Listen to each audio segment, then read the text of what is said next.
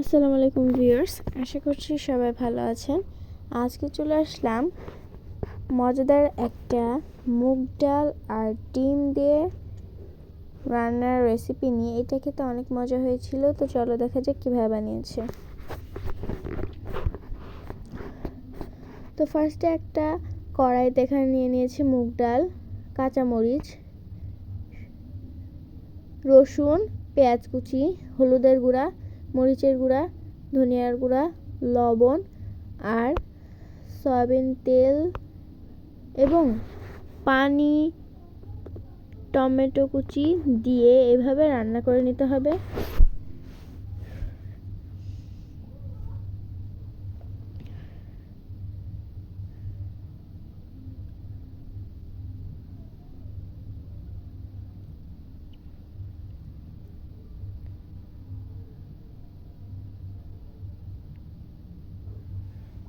তারপরে আরেকটা কড়াইতে এখানে দিয়ে দিয়েছে তেল, এর মধ্যে দিয়ে দেবে শুকনো মরিচ, তেজপাতা, জিরা, রসুন,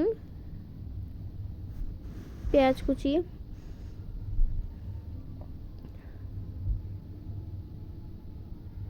পাঁচফোড়ন,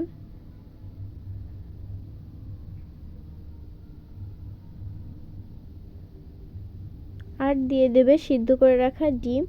ডিমগুলোকে এভাবে 4টা পিস করে কেটে নিয়েছে।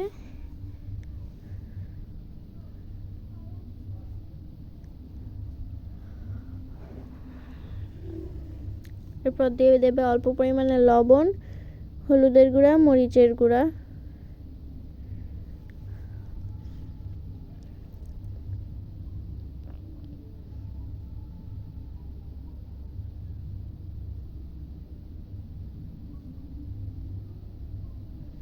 ধনেপাতা কুচি,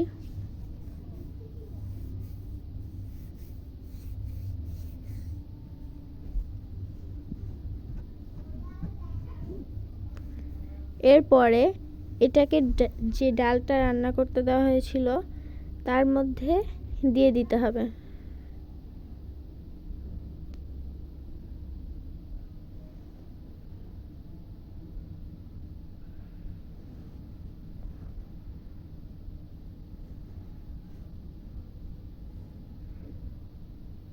এই তো আমাদের রান্নাটা হয়ে গিয়েছে। আজকের ভিডিওটা ছিল এই পর্যন্তই। সবাই ভালো থাকবেন, সুস্থ থাকবেন। আল্লাহ হাফেজ, আসসালামু আলাইকুম।